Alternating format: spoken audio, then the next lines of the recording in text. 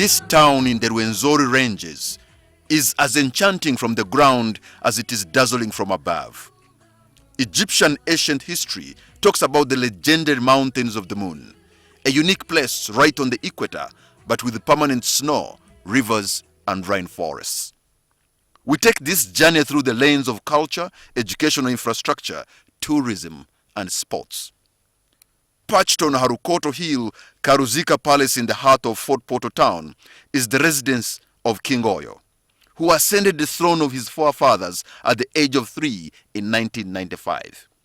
The palace has been attracting both the Batoro and friends of the region to come and understand the ways of the Toro people and also conduct serious business. We come on a Saturday when Rebecca Kadaga, the Speaker of Uganda's National Parliament, is visiting the kingdom to attend an important cultural event. These women paying homage to the king have traveled from far and wide, from remote parts of 5 districts that form Toro Kingdom, to honor their king. A pat on their shoulders by the king is such a symbolic sign. The British imperial power of yesteryears can be demonized for their mistakes, but they are also revered here for introducing modern education.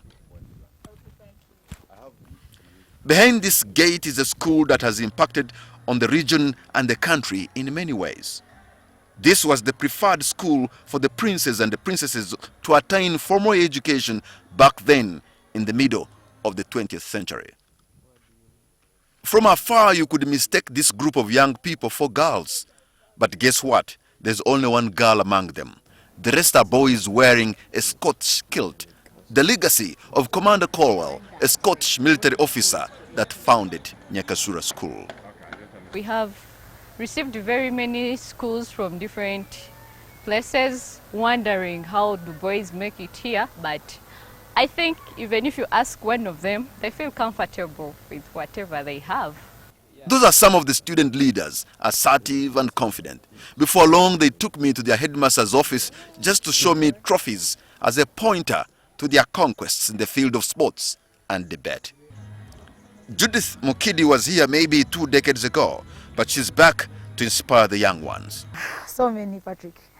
Memories of running, you know, like we would have morning run from here up to the main road every morning. Then we'll have a culture of prayer in the morning.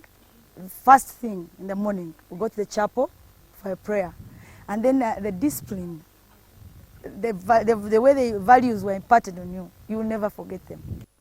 Away from the school, a friend advises to drive out of town and get a warm embrace from an exceptional, hospitable people. Tourism is not on the tarmac all the time. James Kaijamoti is a relatively young man. He is an entrepreneur in the hotel industry and a minister in Toro Kingdom. He speaks with passion about this region and Fort Portal in particular. Part of what defines us, when someone visits you and knows you're from Fort Portal, they should come and say, can I have firinda as a delicacy? Driving through what many have called the primate capital of the world, Kibale Forest, we encounter local tourists. They are from Kampala and are here to unwind on a weekend of nature walk. This couple has just arrived. They're from Germany and have traveled quite a bit around the world. Never saw that before, so it's very impressive, yeah. Very impressive. Yeah. We return to town just before sunset. Our destination is Toro Club, where we find men and women enjoying a game of golf. People have been unwinding at this local club for 100 years, and this is probably the 3rd generation of golfers. Prince Gilbert Mujoja, a grandson of King Kasagama, gives us the history. The colonialists decided to construct a golf course. And this fort became the headquarters of the golf club. So this golf club, its origin is associated with colonialism, having been a fort, as I said earlier. In 1893, it became Fort Jerry.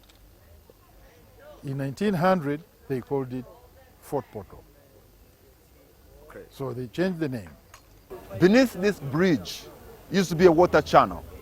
constructed about 100 years ago by Gerard Poto as a defensive mechanism to keep away the enemy forces of Kabalega. But for 100 years, the people of Toro have made this place their club. The cream de la cream gather here every day to play golf, but also wine and dine.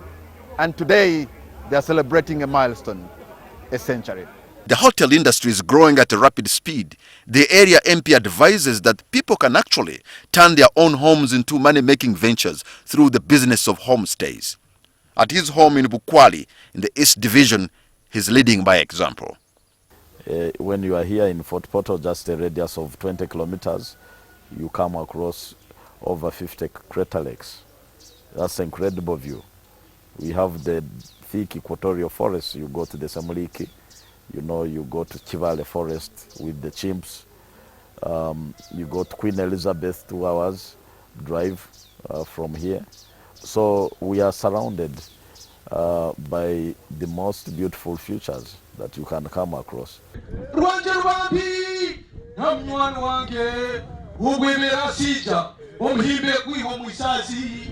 For this industry to thrive, security should be paramount. As the Speaker of Parliament, Rebecca Kadaga, takes to the skies, flying to the next state duty, there's no doubt this must have left an impact on her and her entourage.